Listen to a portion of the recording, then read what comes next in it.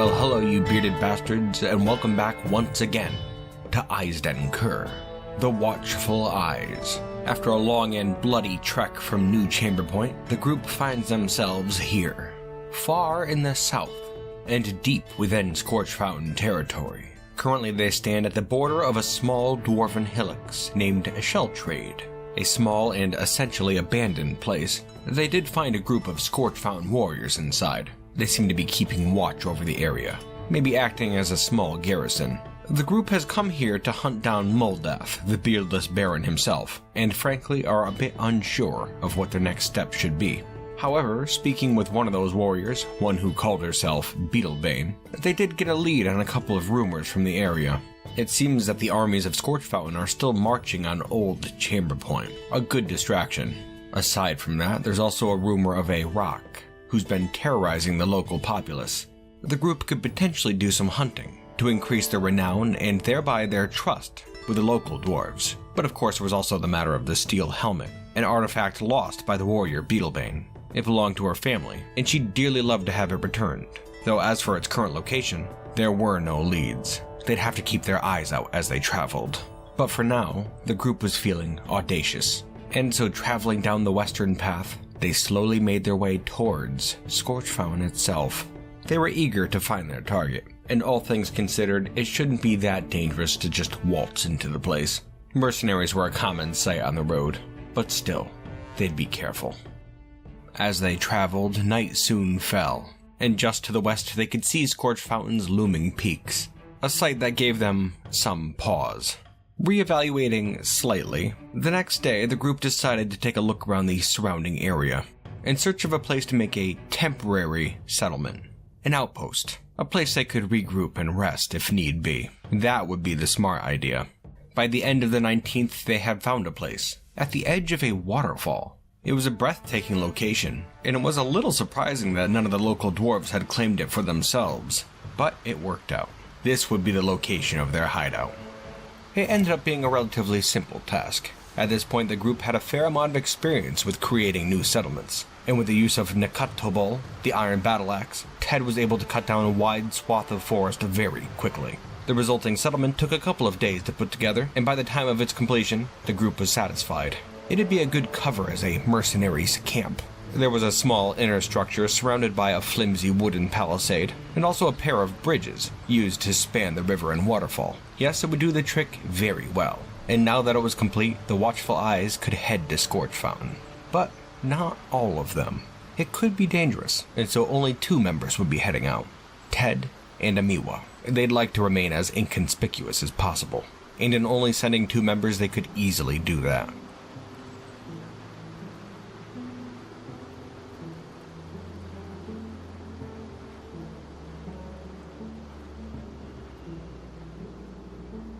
"25th of Hematite, 1218.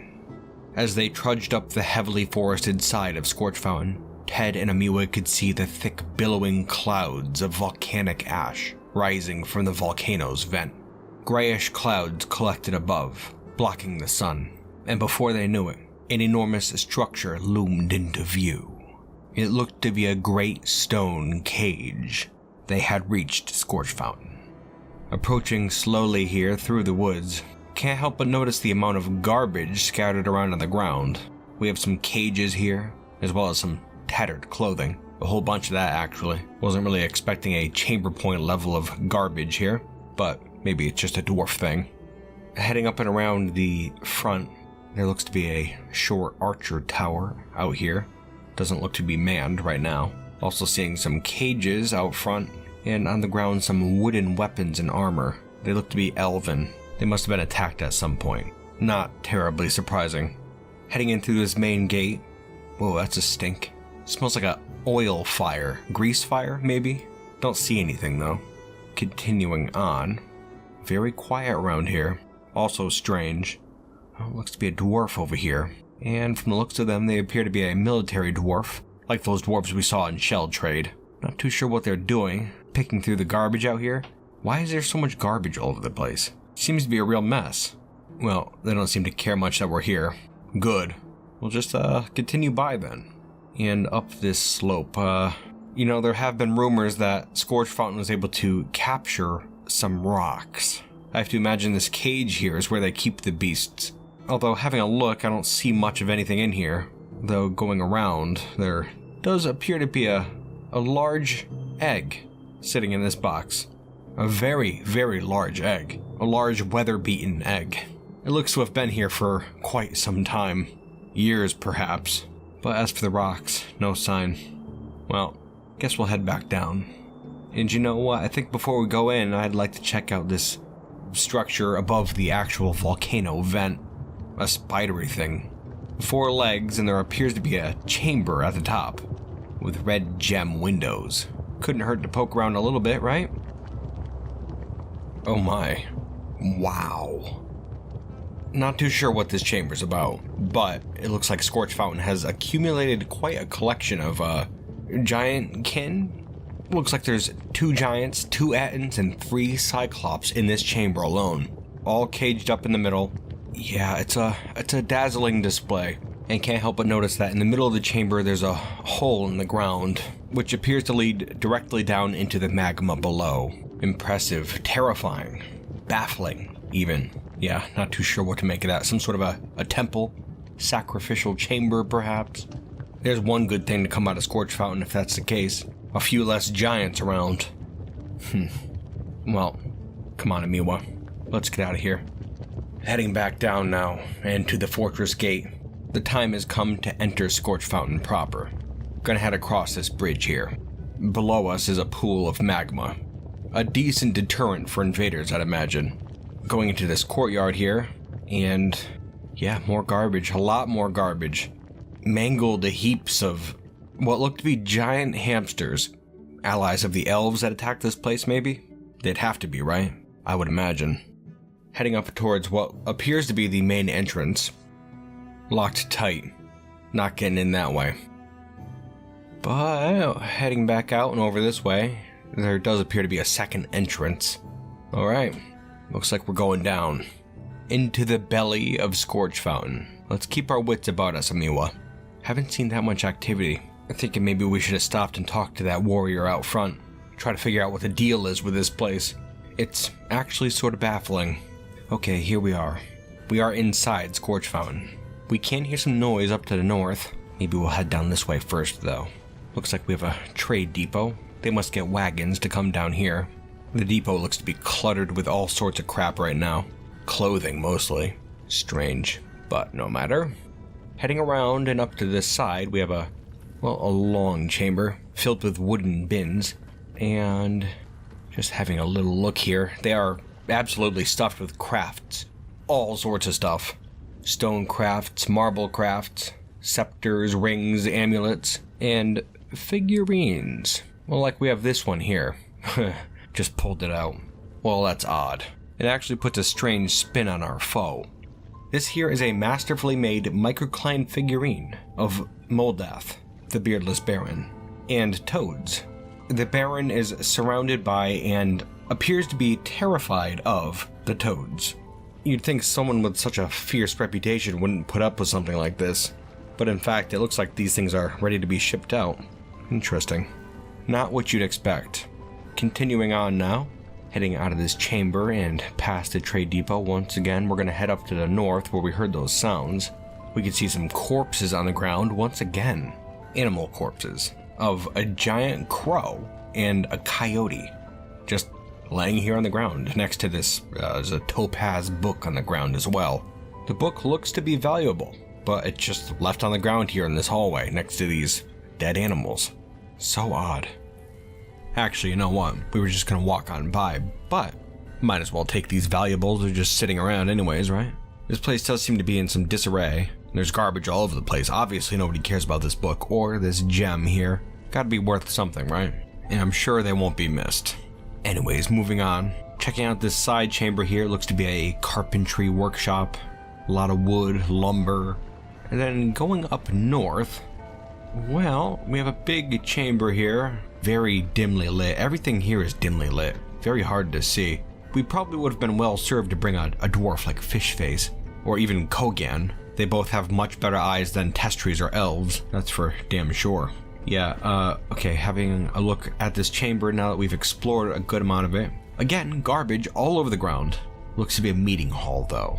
Although, hard to say when the last meeting took place here.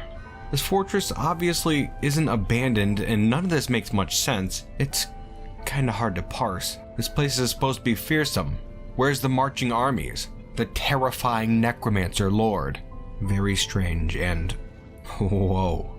A rock in a cage. Couldn't see it because it was so dark, but yeah, right in the middle of this chamber there's a rock.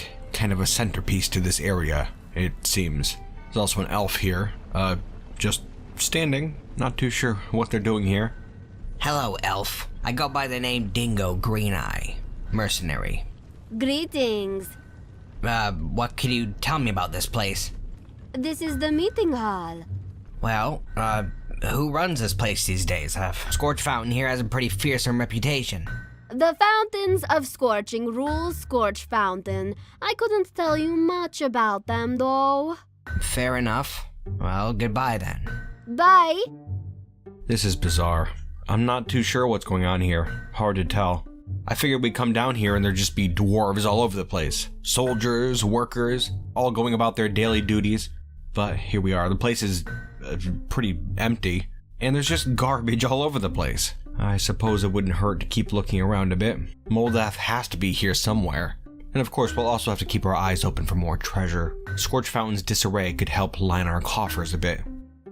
Speaking of which, this chamber here looks pretty promising. Looks to me to be a foolishly unguarded museum, perhaps. Just by the looks of this amulet here on this pedestal. It's a marble amulet, an artifact probably created right here in the fortress. Well, don't mind if I do. Yoink.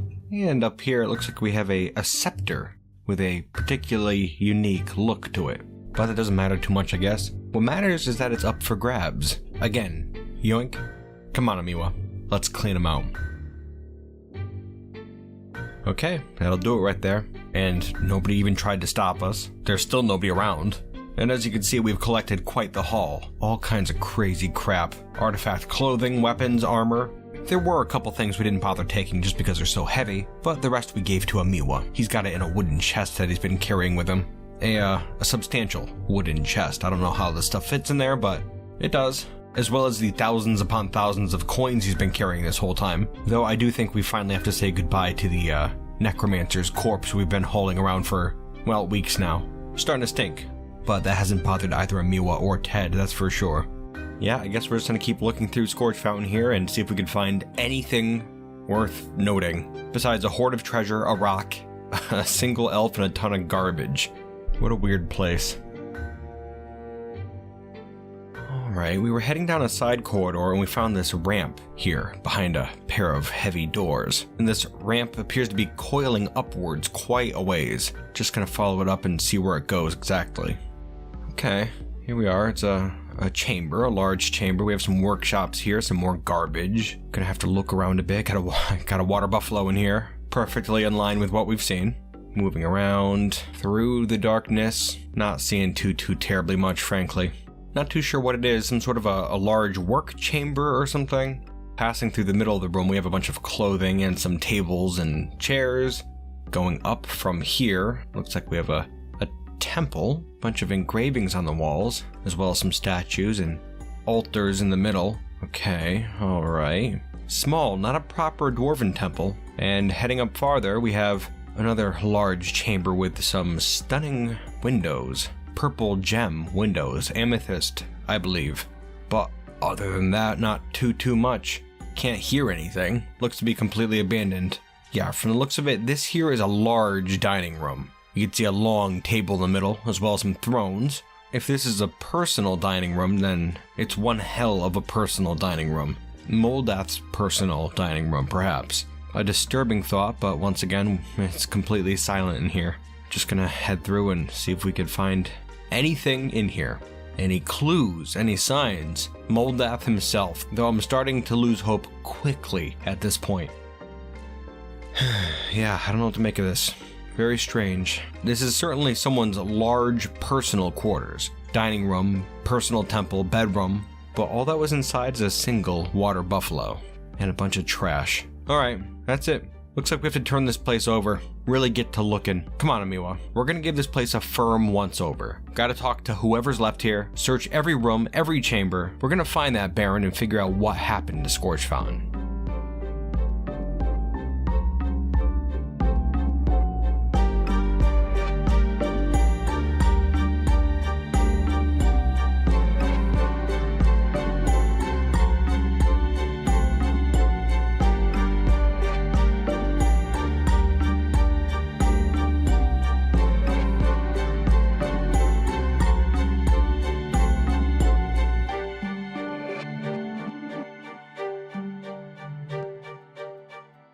We've been exploring around Scorch Fountain for a while now, and we still really haven't seen all that much, but we have noticed that over here on the eastern side of the fortress, things seem a bit more busy.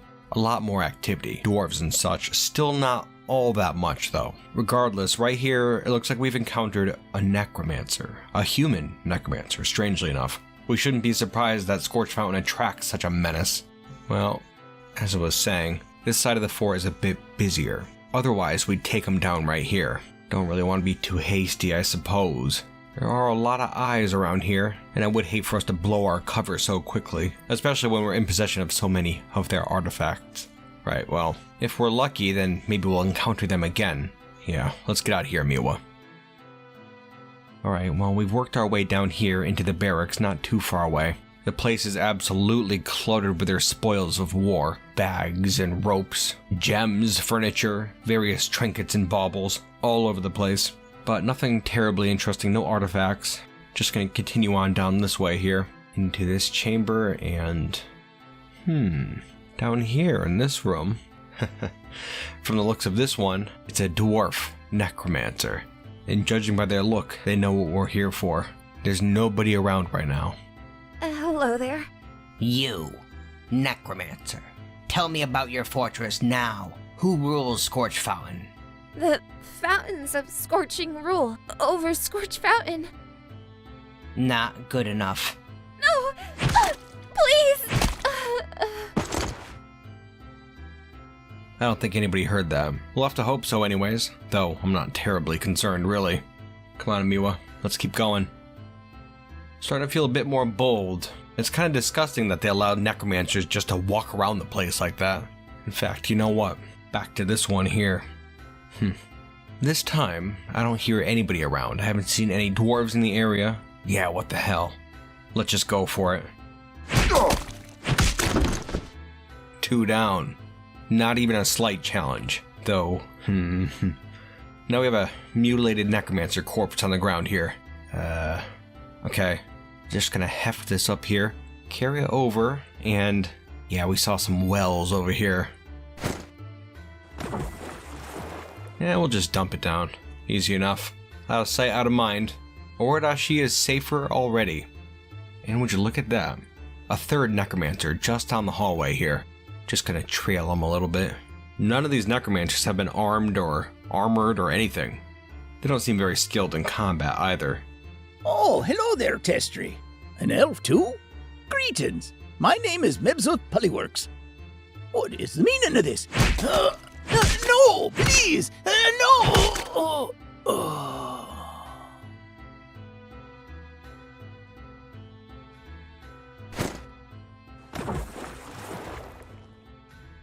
That'll be 3 necromancers down. I'd say we're doing pretty good so far.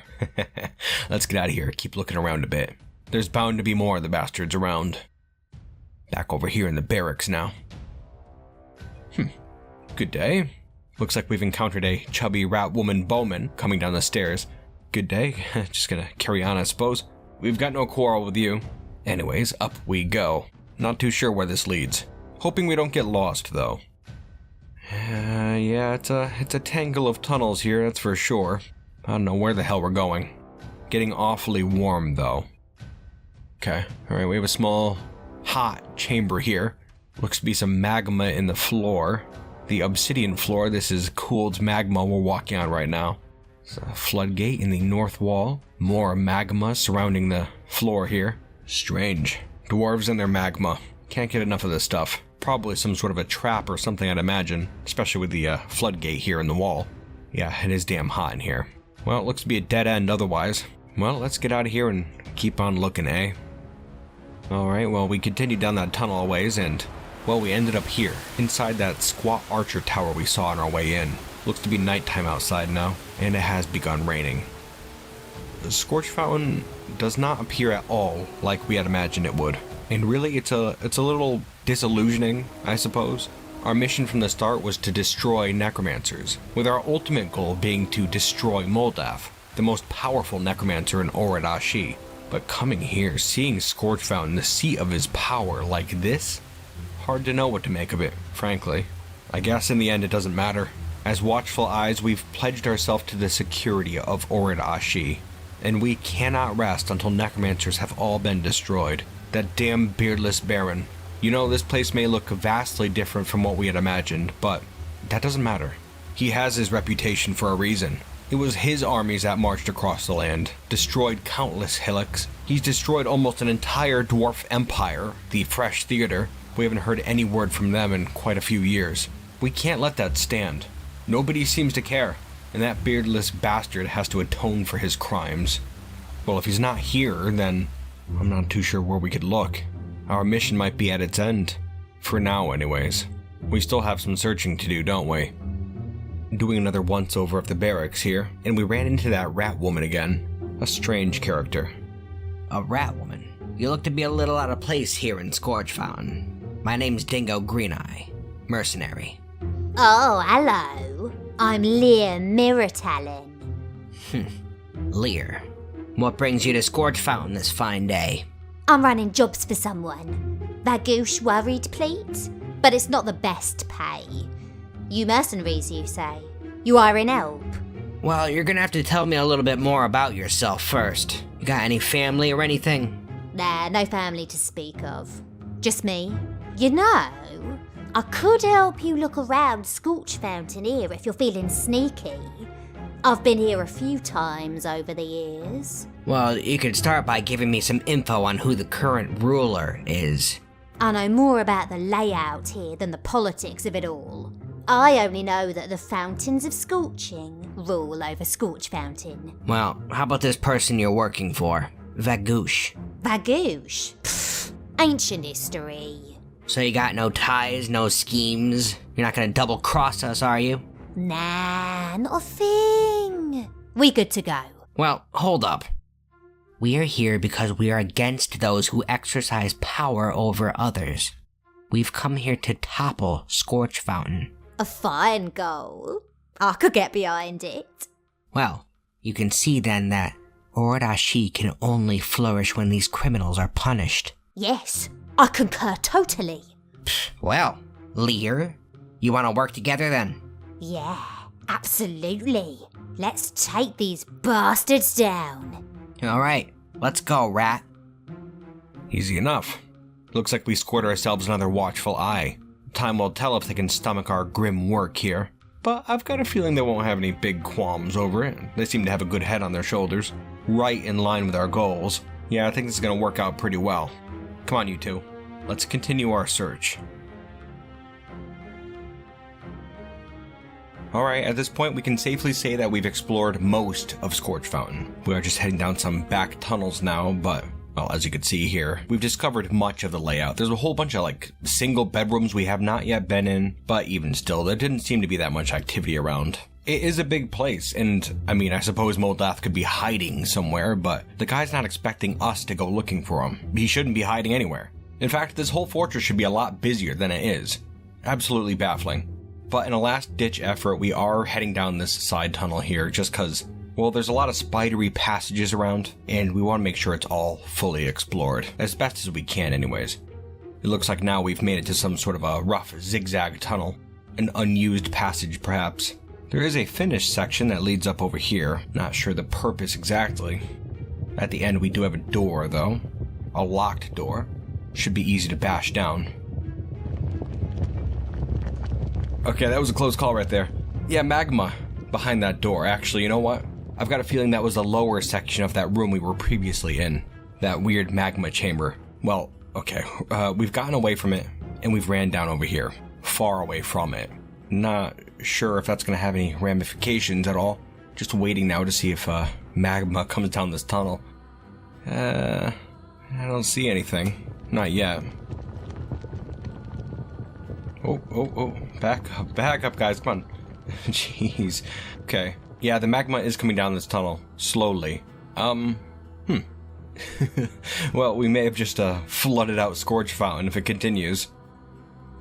Oh, that's interesting. We have a small chamber over here with a couple of levers in it, one of which is labeled Floodgate. Might as well give it a pull, right?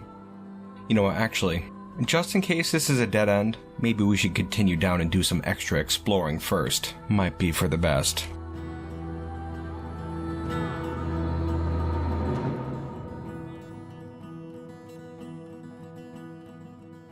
Well, hello you bearded bastards, and welcome back once again to the end of the episode where we're going to be talking about some behind the scenes things. Ended this particular episode a little bit early, just so we didn't leave it on a big cliffhanger. I feel like one was incoming if we went much further. And yeah, I'd like to try to avoid that if possible. Still, it's a very interesting turn.